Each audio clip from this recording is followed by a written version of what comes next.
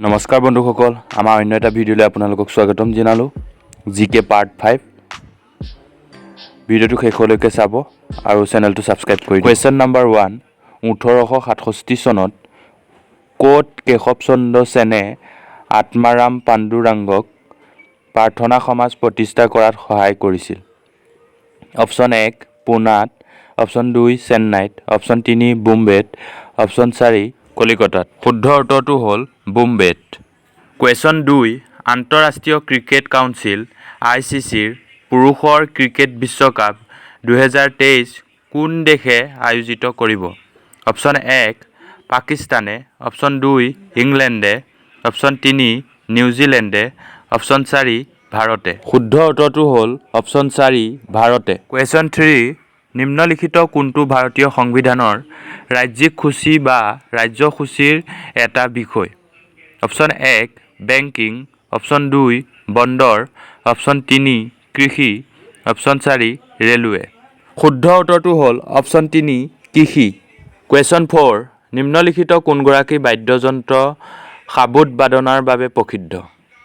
Ravi Shankar, option 2 Amjad Ali Khan, option 3 Bismillah খান, option 4 Zakir Hussain. শুদ্ধ উত্তৰটো হ'ল option 2 Amjad Ali Khan. Question number 5, পোনপ্ৰথমবাৰৰ বাবে এছিয়ান গেমছ কেতিয়া আৰম্ভ হৈছিল? Option 1 1952, option 2 1951, option 3 1955, option 4 1956। শুদ্ধ উত্তৰটো হ'ল অপশ্যন 2 1951। কুৱেশ্যন নম্বৰ 6, ইণ্টাৰনেট আৰু ফেক্সৰ জৰিয়তে সামগ্ৰী বিক্ৰী আৰু ক্ৰয়ৰ বাবে উপলব্ধ সুবিধাটোৰ নাম কি? অপশ্যন 1 ডাক সেৱা, option 2 e-commerce, option 3 television, option 4 telephone সেৱা।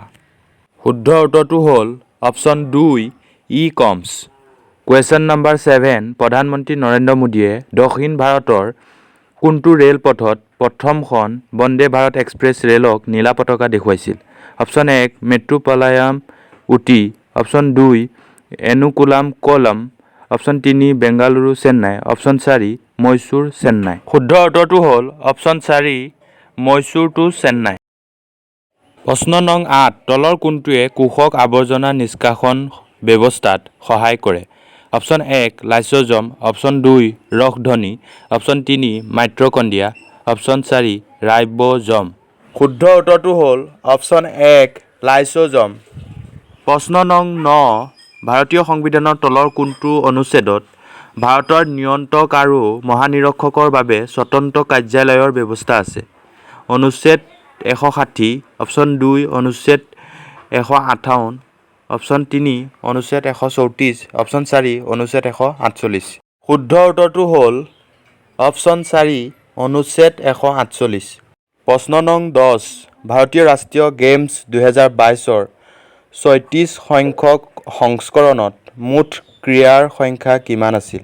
Option 1 36, option 2 44, option 3 50, option 4 40। শুদ্ধ উত্তৰটো হ'ল অপশ্যন 1 36। কুৱেশ্যন 11টো আপোনালোকৰ বাবে আগবঢ়ালোঁ। নিম্নলিখিত তলৰ কোনখন নদী আৰৱ সাগৰত পৰে? শুদ্ধ উত্তৰটো কমেণ্ট বক্সত জনাব।